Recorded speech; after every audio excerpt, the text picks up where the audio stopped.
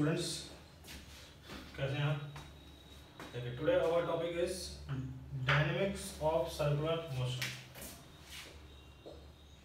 Dynamics of circular motion. देखिए, पिछली class में हमने क्या पढ़ा था? सर्कुलर मोशन के बारे में पढ़ लिया था। ठीक है, क्या होता है एंगुलर वेलोसिटी, क्या होता है एंगुलर डिस्प्लेसमेंट, क्या होता है अल्फा।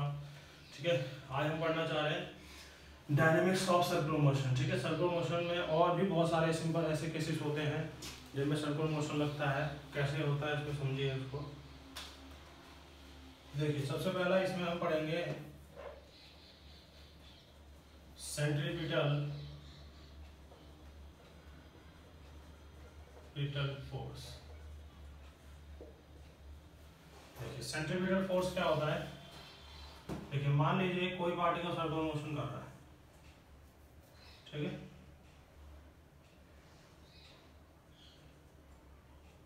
सर्कल में घूम रहा है, कितनी वेलोसिटी स्पीड से? v स्पीड से घूम रहा है।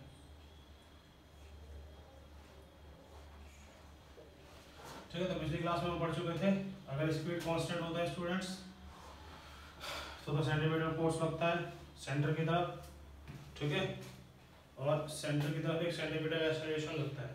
ठीक है, और सेंटीमीटर एक्सेलरेशन की वैल्यू किसके बराबर होती है? अगर ये रेडियस r है तो सेंटीमीटर एक्सेलरेशन होता है v²/r। या फिर हमें पता था कि v इक्वल टू क्या होता है? r ओमेगा है, तो ac बराबर r ओमेगा इसका whole square divide by r। तो ac बराबर किसको हो जाएगा स्टूडेंट्स? r omega square. तो सेंटीमीटर एक्सेलरेशन के हमारे पास दो फॉर्मूले थे, एक था v²/r, या फिर अगर हमें एंगुलर वेलोसिटी पता होगी तो क्या हो जाएगा स्टूडेंट्स? r omega square. समझ में आ रहा है? नाउ इसमें देखिए क्या है, अब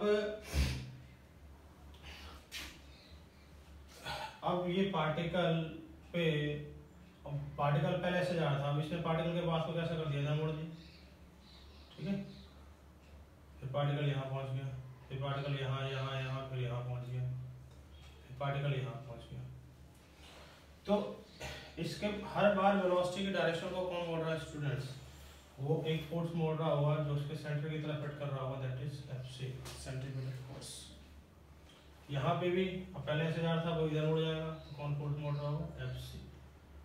यहाँ पे भी डाउनवर्ड का लग रहा होगा स्टूडेंट, एफसी लग रहा होगा, यहाँ पे डाउनवर्ड का लग रहा होगा। समझ में आ रहा है? तो इसको हर बार सेंटर की तरफ मोड़ने वाला कौन सा फोर्स है? Centripetal force. ठीक है, सबसे पहली बात, सेंट्रीपिटल फोर्स, कोई भी फोर्स सेंटीमीटर फोर्स हो सकता है। जो भी फोर्स सेंटर की तरफ एक्ट करेगा उस केस में वो सेंटीमीटर फोर्स बन जाएगा। देखिए, यहाँ अगर ये थ्रेड है तो थ्रेड में ऊपर क्या लग जाएगा? टेंशन T लग जाएगा। तो T, tension T act as centripetal force. समझ में आ रहा है? ये T इक्वल टू किसका हो जाएगा? Fc, और सेंटीमीटर फोर्स का वैल्यू होता है किसके बराबर है? v²/r। क्योंकि मास इनटू सेंटीमीटर एक्सेलरेशन, और सेंटीमीटर एक्सेलरेशन होता है किसके बराबर है? v²/r के, तो m इनटू v²/r कर दिया। समझ में आया? तो जब भी कोई पार्टिकल सर्कल में घूम रहा हो तो उस पे सेंटर की तरफ एक सेंटीमीटर फोर्स लगेगा। कोई भी force act as centimetre force लग सकता है। हमने पिछली क्लासेस में बातें कर ली थी इसके बारे में कि जब भी अर्थ सन के चारों तरफ चक्कर लगाता है तो उसके इसमें सेंटीमीटर फोर्स, उनके बीच में लगने वाला ग्रेविटेशनल फोर्स होता है। ठीक है ना? और कोई भी अगर कार सर्कुलर टर्न ले रहा है तो उसमें friction act as centimetre force, है ना? हॉरिजॉन्टल डायरेक्शन अगर कोई टर्न ले रहा है तो उसके इसमें फ्रिक्शन किसकी तरह एक्ट करता था? सेंटीमीटर फोर्स की तरह एक्ट करता था। ठीक है ना? तो ये सेंटीमीटर फोर्स के बारे में। अब देखिए, इसमें हमारे पास एक हम टॉपिक पढ़ेंगे इसमें, कैनोनिकल पेंडुलम। क्या पढ़ेंगे इसमें? Canonical pendulum. देखिए, कैनोनिकल पेंडुलम क्या होता है?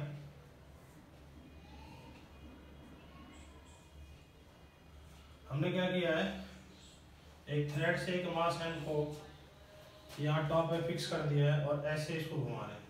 ये रस्सी है, नीचे ब्लॉक बना हुआ है और इसको ऐसे से घुमा रहे हैं। तो ये इस टाइप से एक हॉरिजॉन्टल सर्कल बना है ऐसे। तो तो इसको हम क्या बोलते हैं स्टूडेंट्स, कैनोनिकल पेंडुलम बोलते हैं। हम इसका निकालना चाहते हैं कि अपना एक कंप्लीट साइकिल कितने टाइम में पूरा करने का और इसकी एंगुलर वेलोसिटी क्या क्या हो सकती है। ठीक है, तो मान लेते हैं किसी टाइम पे ये वर्टिकल से कितना एंगल बना रहा है स्टूडेंट्स, थीटा एंगल बना रहा है। देख सोचने वाली बात है, देखिए ये सेम मास है और ये घूम के यहाँ पहुंचा है मास, तो इस पे अपवर्ड ऐसे दो लाइन खींच देंगे, हॉरिजॉन्टल और एक ऐसे। अगर ये थीटा है तो ये वाला एंगल भी क्या होगा स्टूडेंट्स, थीटा। डाउनवर्ड क्या लग रहा होगा स्टूडेंट्स, इसके एंगल लग रहा होगा, इधर क्या लग रहा होगा, इसके टेंशन फ्री लग रहा होगा। ठीक है स्टूडेंट्स, अब टी का आप कंपोनेंट कर देंगे, टी का हॉरिजॉन्टल थीटा के साथ एंगल क्या हो जाएगा, cos थीटा है तो टी cos थीटा आ जाएगा, और इधर क्या होगा students, T sin theta. Centre की तरफ देखिए सर्कल ऐसे बना है इसमें हॉरिजॉन्टल, और सेंटर की तरफ क्या लगा है इसमें, टी sin थीटा। तो देखिए वर्टिकल डायरेक्शन में तो ये मूव नहीं कर रहा, हॉरिजॉन्टल सर्कल बना रहा है, इसका मतलब टी cos थीटा बराबर किसके हो जाएगा स्टूडेंट्स, mg के बराबर हो जाएगा।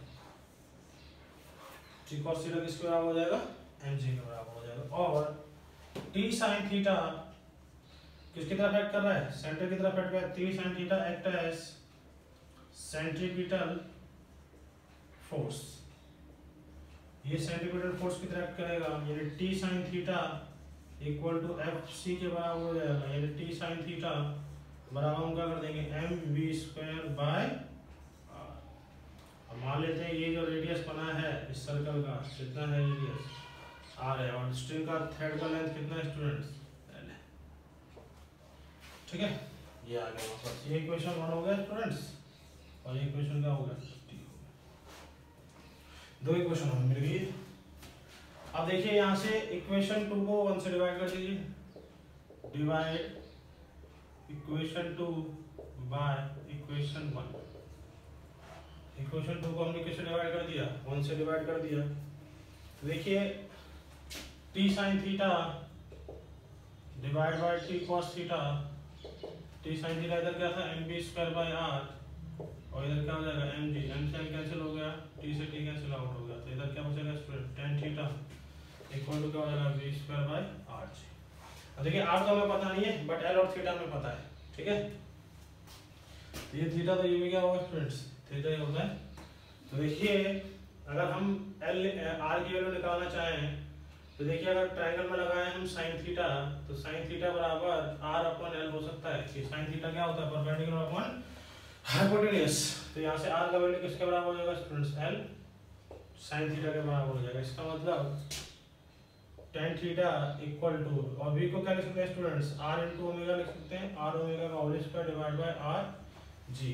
तो देखिए tan theta equal to r² omega square divide by r into g, r से r कैंसिल आउट हो जाएगा, और इस r की वैल्यू क्या रख देंगे हम, l sin थीटा। तो tan theta equal to l sin theta into omega square divide by g। tan theta को क्या लिख सकते हैं students, sin theta upon cos theta equal to l sin theta into omega square by g। sin theta से sin theta cancel हो जाएगा, यहाँ से जो ओमेगा स्क्वायर आएगा हमारे पास, देखिए इसको उधर ले जाइए और l को उधर ले जाइए, तो g divide by l cos theta, तो ओमेगा का वैल्यू आ गया students under root of g by l cos theta, और ओमेगा आपको पता है कितना होता है, 2 pi t equal to g by l cos theta. तो यहाँ से टाइम पीरियड का वैल्यू जो होगा उल्टा कर दीजिए, तो t upon 2 pi equal to under root of l cos theta divide by क्या होगा g। तो t का वैल्यू क्या आ जाएगा, 2 pi under root l cos of theta divide by g। तो ये टाइम पीरियड का वैल्यू आ जाएगा, समझ में आ रहा है। तो टाइम पीरियड क्या हो जाएगा students, 2 pi under root l cos theta divide by g। समझ में आ रहा है। तो ये हमारे पास क्या आ गया, कैनोनिकल पेंडुलम का टाइम पीरियड आ गया, समझ में आ रहा है। तो कैनोनिकल पेंडुलम का टाइम पीरियड हम ऐसे कैलकुलेट करते हैं, क्लियर है। तो इसमें हमने कंसेप्ट का यूज किया, इसमें हमने कंसेप्ट यूज किया एक बार सेंटीमीटर फोर्स का, और एक हमने इक्विलिब्रियम का। इक्विलिब्रियम में क्या होता है, वर्टिकल डायरेक्शन में कोई भी एक्सीलरेशन नहीं है, तो इसलिए हमने वर्टिकल कंपोनेंट को क्या कर दिया, बराबर कर दिया। हॉरिजॉन्टल में क्या था, इसके पास एक अनबैलेंस फोर्स जो किसकी तरह एक्ट कर रहा है, सेंटीमीटर फोर्स, क्योंकि टी साइन थीटा ही किधर एक्ट करा था, सेंटर की तरफ एक्ट करा था। इसको हमने इसको सॉल्व कर दिया। ठीक है, समझ में आ रहा है, नोट कर लीजिए इसको। और इसमें देखिए v तो इसका मान ली किसी टाइम पे इसके पास v क्या था, v स्पीड था, और कितने स्पीड से घूम रहा था, ओमेगा इसका क्या था, एंगुलर स्पीड। समझ में आ रहा है, नोट कर लीजिए इसको।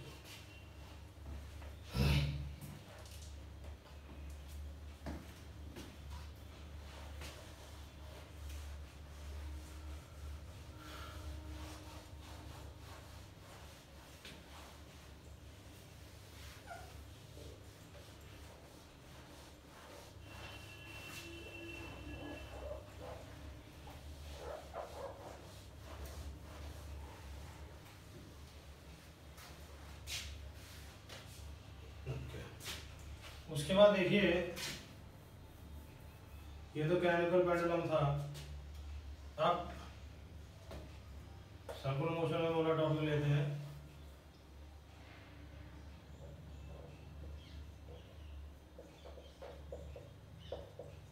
Banking of road, banking of road बाद में ले लेंगे।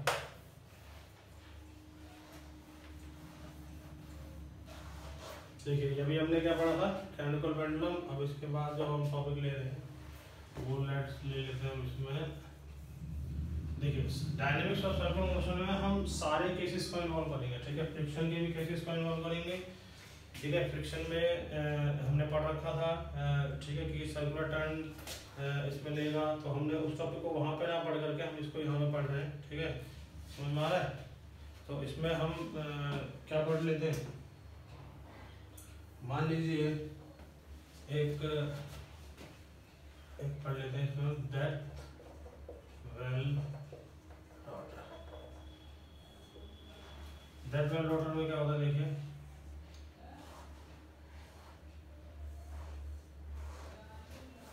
एक हॉलो सिलेंडर है। ठीक है,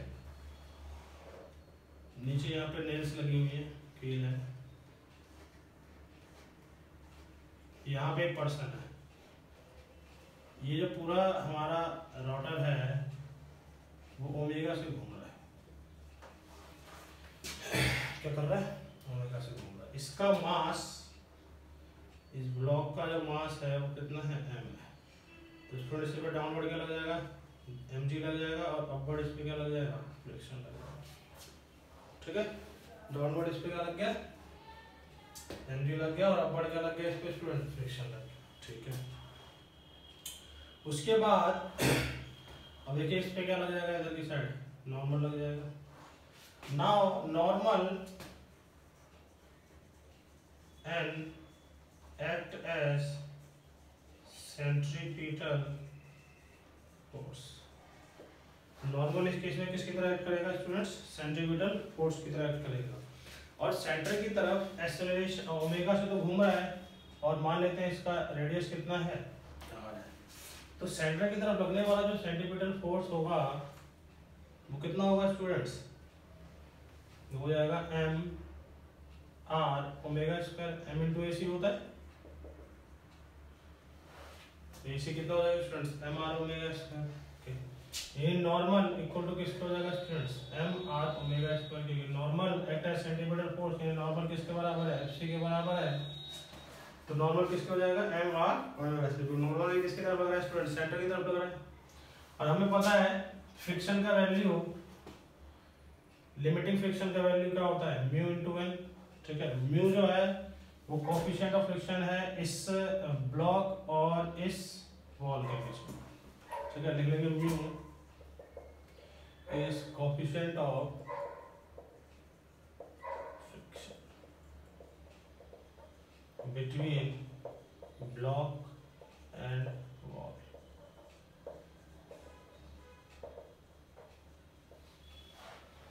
समझ में आ गया, okay. FL equal to mu N कितना हो जाएगा students, M R omega square. ठीक है, अब डायग्राम में देखिए कि फ्रिक्शन किसके बराबर होना चाहिए, mg के बराबर होना चाहिए, कि फ्रिक्शन अपवर्ड है और mg क्या है, डाउनवर्ड। ठीक है, तो फ्रिक्शन जो होगा वो किसके बराबर होगा, mg के बराबर होगा, है ना। And this friction F should be less than equal to क्या होना चाहिए, लिमिटिंग फ्रिक्शन क्या होना चाहिए, तभी क्या हो सकता है, ये जो ब्लॉक है इस दीवार के साथ टिका रह सकता है, अदरवाइज ये ब्लॉक इस दीवार के साथ क्या कर जाएगा, स्लिप कर जाएगा नीचे की तरफ। समझ में आ रही है बात, है ना। अगर समझ में आ रही है बात, अगर इस फ्रिक्शन का वैल्यू लेंस है ना, अगर इस फ्रिक्शन का वैल्यू एफएस मैक्स से ज्यादा हो गया तो उस केस में क्या हो जाएगा, ये जो बॉल है, बॉल में उतना फ्रिक्शन नहीं बचेगा कि वो उस ब्लॉक को रोक सके वहां पे, तो वो ब्लॉक क्या कर जाएगा फ्रेंड्स, नीचे स्लिप पड़ जाएगा। तो इसलिए एफ इज लेस देन क्या होना चाहिए, एफएस मैक्स, ताकि एफएस मैक्स की वो वैल्यू को क्रॉस ना करे और वो ब्लॉक क्या रहे, रुका रह जाए। तो यानी F M G should be less than, limited friction क्या है, mu M R omega square, M से एम कैंसिल आउट हो जाएगा, तो g less than equal to mu are omega square, तो ओमेगा स्क्वायर का value greater than equal to g upon mu R हो जाएगा, यानी omega should be greater than equal to g upon mu R. समझ में आ रहा है स्टूडेंट्स, इसका मतलब ओमेगा का वैल्यू अगर under root g upon mu R से बड़ा होगा या उसके बराबर होगा तो उस केस में ये वाला ब्लॉक उस दीवार के साथ टिका रहेगा। तो ओमेगा की मिनिमम वैल्यू क्या हो गई, under root ji upon mu are. Omega की कम से कम वैल्यू होगी अंडर रूट जी अपॉन म्यू आर, और इस वैल्यू पे क्या होगा कि the block does not slip on, या block does not lose contact with wall. ठीक है, कि वो जो ब्लॉक है उस वॉल से कांटेक्ट लूज नहीं करेगा और वो नीचे नहीं गिरेगा। समझ में आ रही है बात। तो ओमेगा का कम से कम वैल्यू किसके बराबर होना चाहिए, अंडर रूट जी अपॉन म्यू आर के बराबर होना चाहिए। समझ में आ रहा है स्टूडेंट्स, नोट कर लीजिए।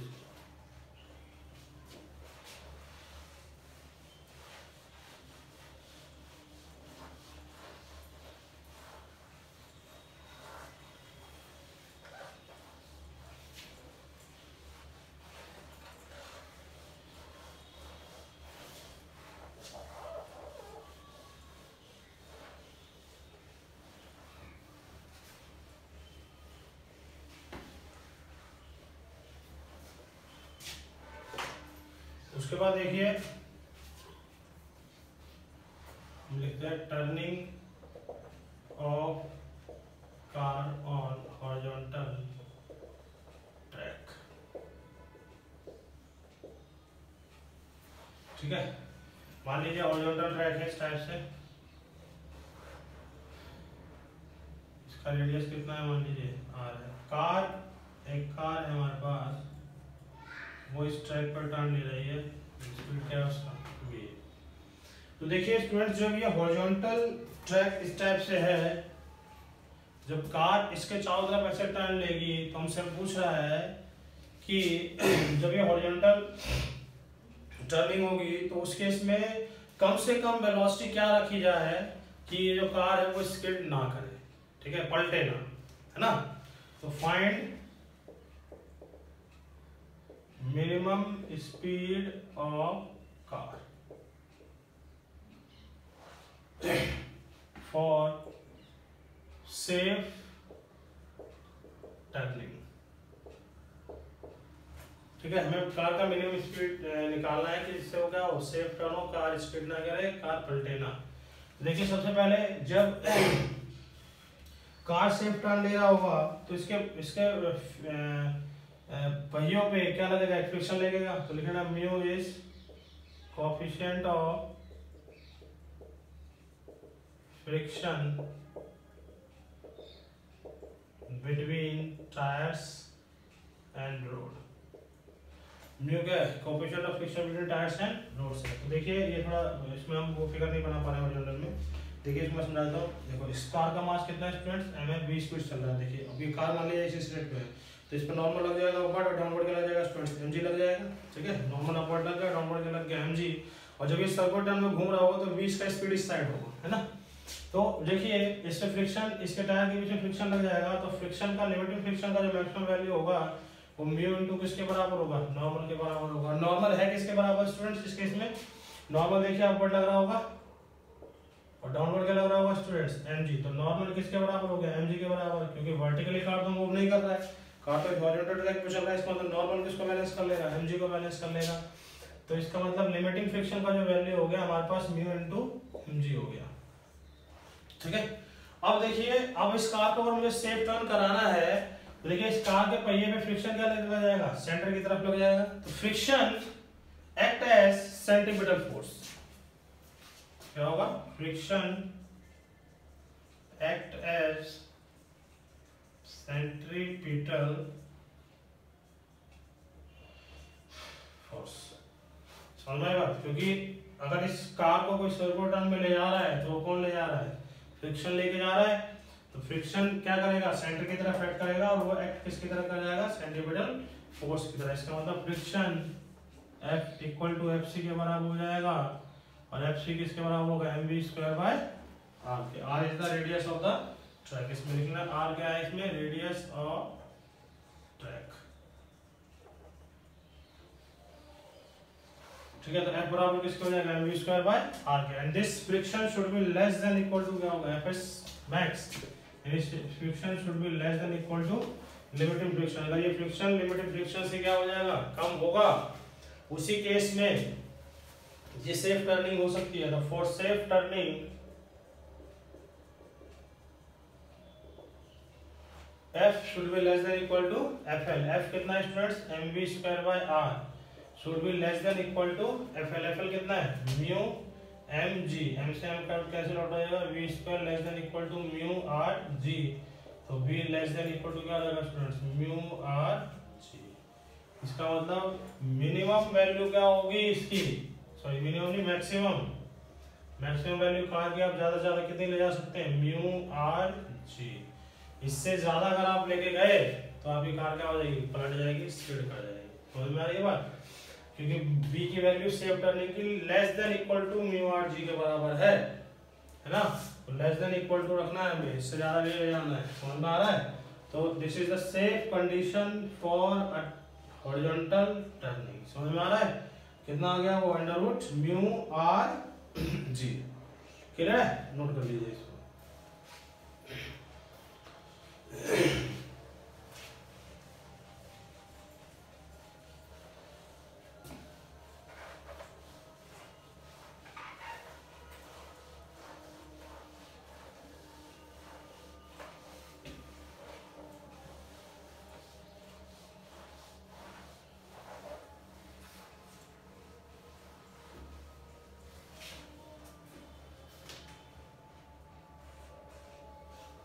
उसके बाद देखिए students, rotating hemispherical ball. Rotating hemispherical ball, इसमें देखिए क्या है, इस टाइप से कटोरा है,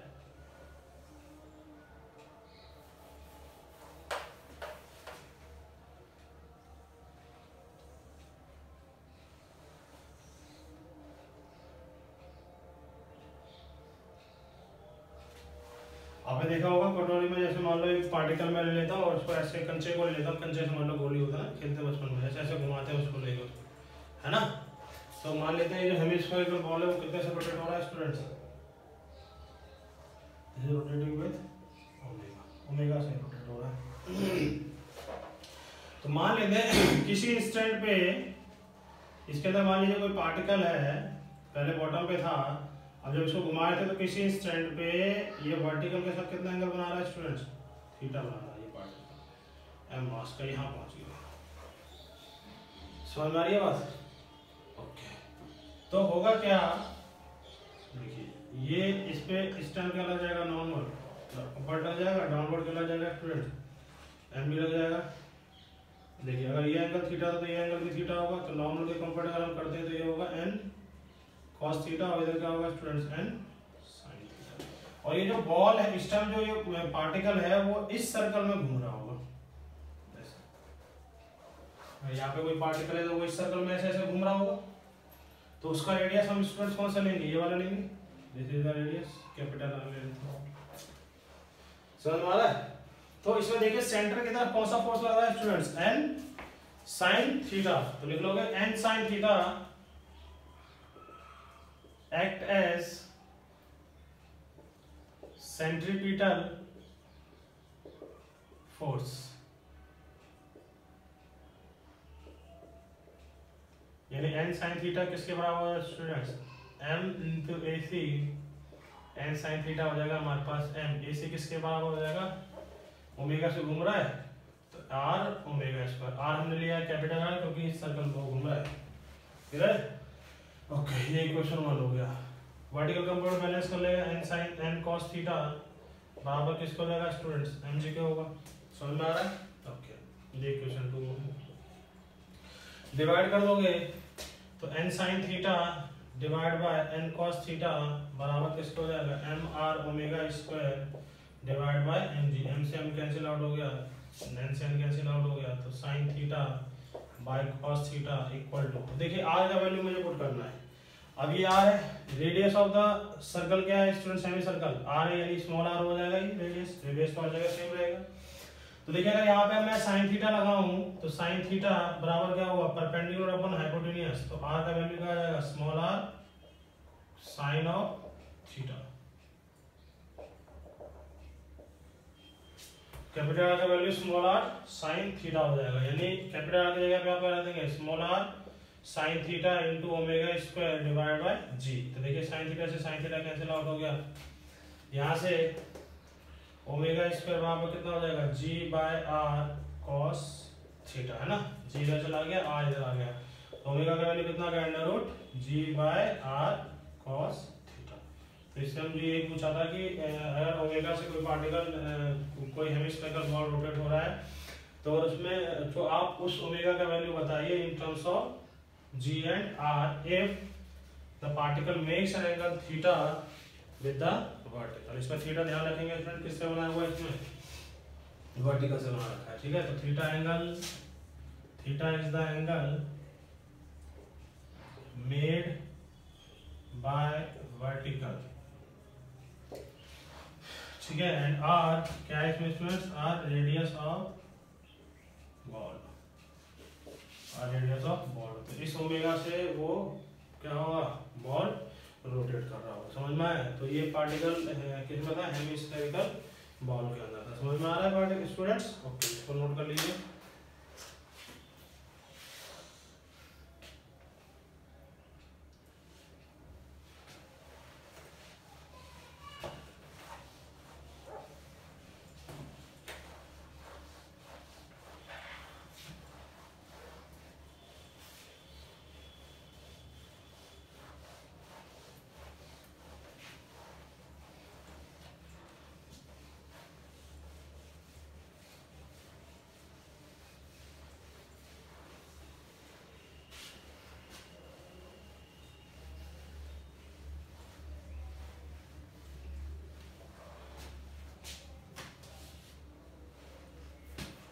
ओके हमारे स्टूडेंट्स, तो ये हमने आज इसमें डायमेंशनल सर्कुलर मोशन में पहला हमने क्या पढ़ा, इसमें पढ़ लिया था हमने, ठीक है, कैनोनिकल पेंडुलम, फिर हमने इसमें सर्कुलर टर्निंग पढ़ा, ठीक है।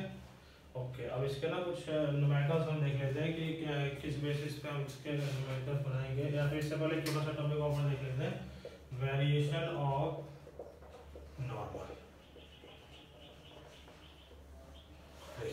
एक तो हॉरिजॉन्टल सरफेस पे ब्लॉक रखा है, उसकी स्पीड कितनी है स्टूडेंट्स, भी मास कितना है कि हॉरिजॉन्टल सरफेस पे, एक ब्लॉक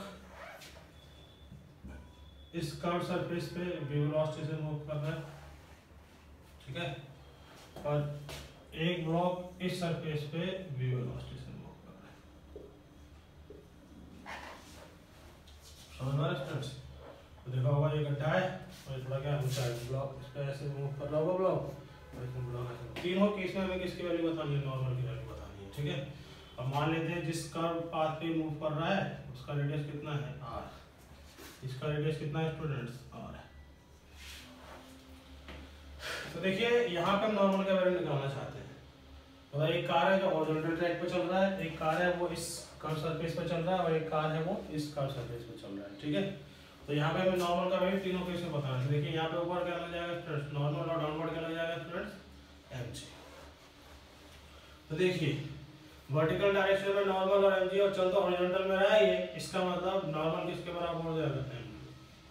तो ये केस ए ले लेते हैं, ये केस बी ले लेते हैं और ये केस सी ले लेते हैं। तो यहाँ पे नॉर्मल का वैल्यू na लिख लेंगे, तो na बराबर किसके हो जाएगा, mg के बराबर हो जाएगा। ओके, नाउ इस केस में देखते हैं स्टूडेंट्स, अपवर्ड क्या लग जाएगा स्टूडेंट्स, नॉर्मल nb मान लिया हमने, डाउनवर्ड क्या लग जाएगा स्टूडेंट्स, mg। अब ये सर्कल में घूम रहा है, सर्कुलर पार्ट में घूम रहा है ना, कर्व पार्ट है, तो इसका मतलब इसको एक सर्कल मान सकते हैं। तो सर्कल में अगर घूम रहा है तो इस पे एक सेंटर की तरफ एक सेंटीमीटर फोर्स लग जाएगा, क्योंकि ये घूम इस पाथ पर आया, इसका मतलब nb किससे बड़ा हो जाएगा, mg से।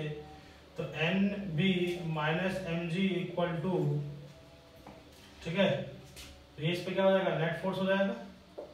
भाई nb बड़ा होगा, mg क्या होगा, छोटा होगा, तभी तो ये सर्कल में घूमेगा, अदरवाइज क्या होगा, ये तो इसको क्रैक करके नीचे आ जाएगा। तो इसका मतलब nb should be greater than equal to क्या होगा, mg से होगा।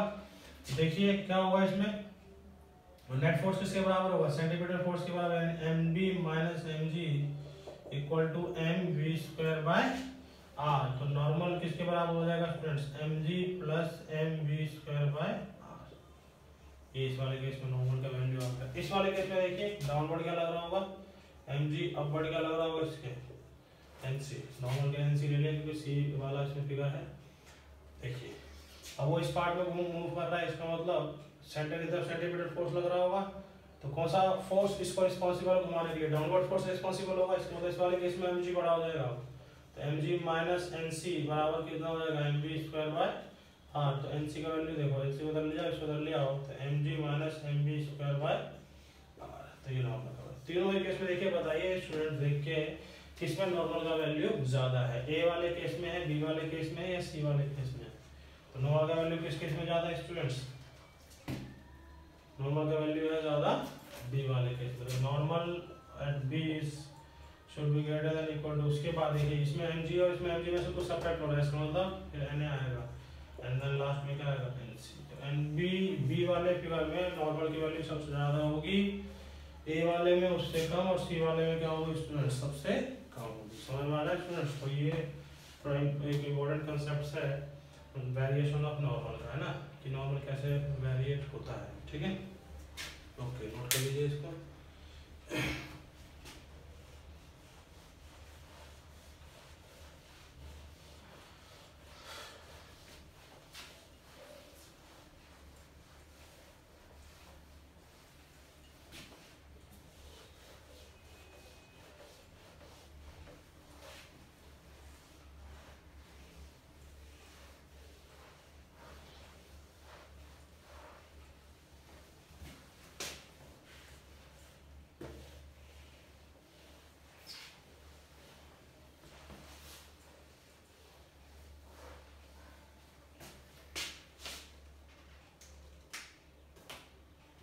ओके, उसके बाद देखिए अब हम एक टॉपिक पढ़ेंगे, बैंकिंग ऑफ लोड।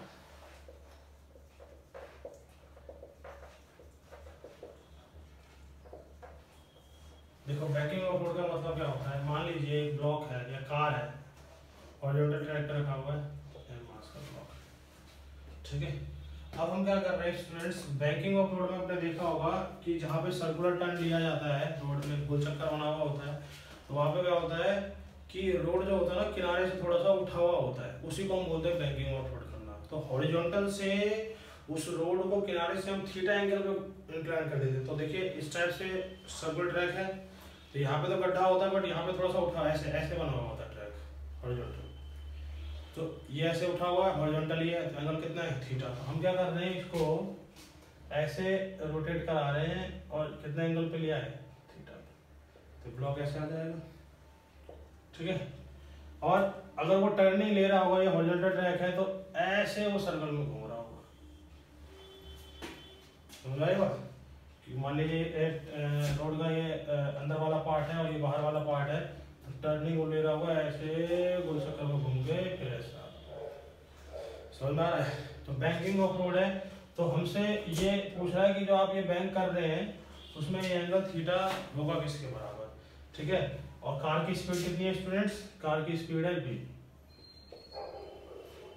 ठीक है। तो बैंकिंग का मतलब समझ में आ रहा है आपको, ठीक है। तो जहाँ पे गोल चक्कर होता है वहाँ पे किनारे से रोड थोड़ा सा क्या होता है, उठा हुआ होता है, ठीक है। तो उसी हम बैंकिंग की हम बात कर रहे हैं। तो देखिए पहले यहाँ पे नॉर्मल कैसा लग रहा था, अपवर्ड लग रहा था, और एमजी क्या लग रहा था, डाउनवर्ड लग रहा था। तो जैसे ही इंक्लाइन प्लेन पे पहुंचा,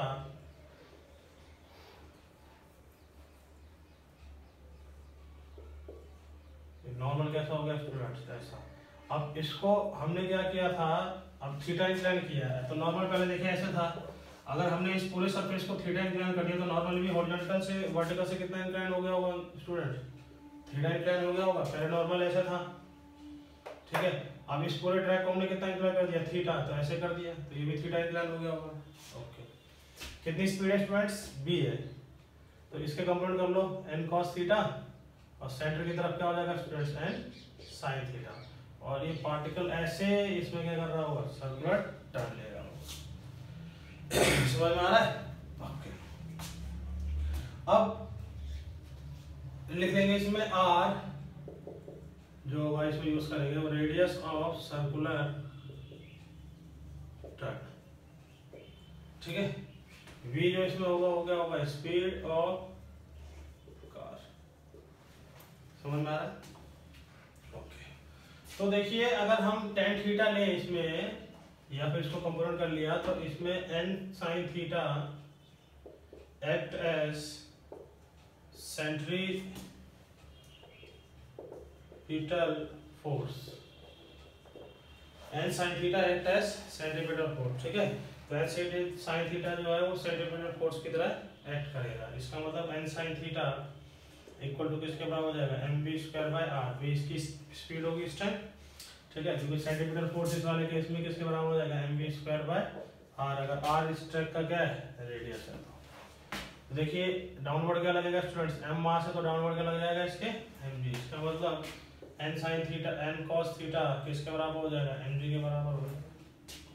तो ये इक्वेशन 1 हो गया स्टूडेंट्स, और ये इक्वेशन क्या हो गया, 2 हो गया।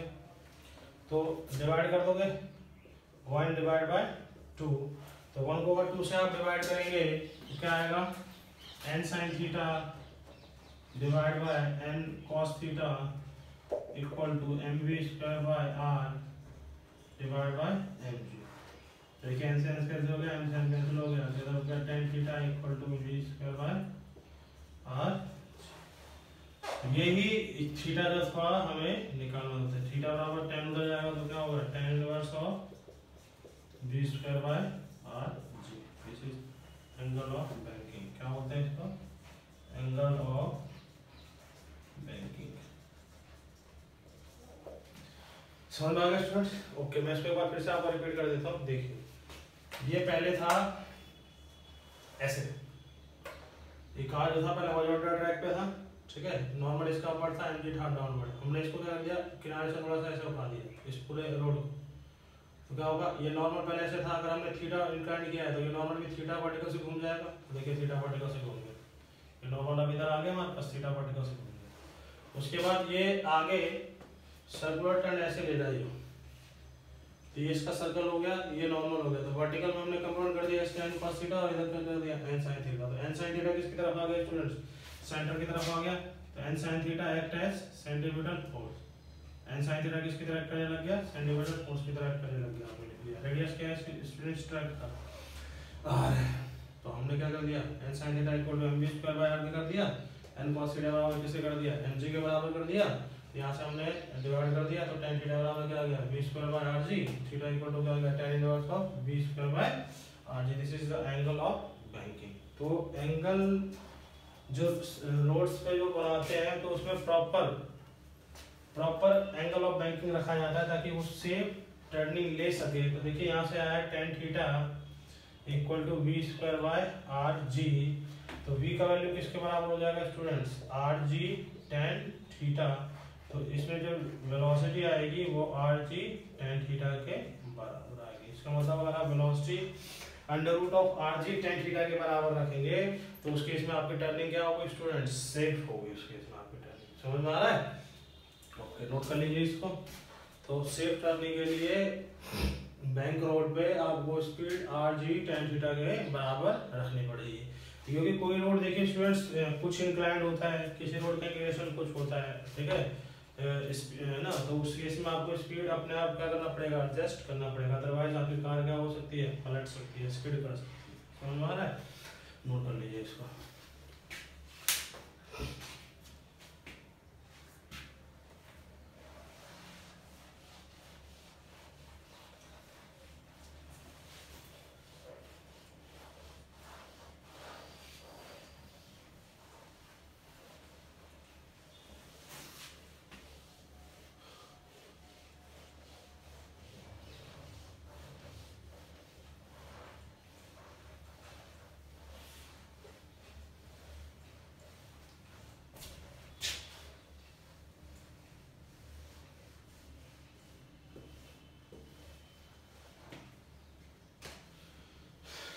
ओके, तो ये हमारा चल रहा था डायनेमिक्स ऑफ सर्कुलर मोशन। इसमें हमने बैंकिंग और फ्लोट पढ़ा, ये सब पढ़ लिया। समझ में आ गया फ्रेंड्स? तो इतना ही होता है dynamics of circular motion. I hope आपको ये क्लियर हुआ होगा।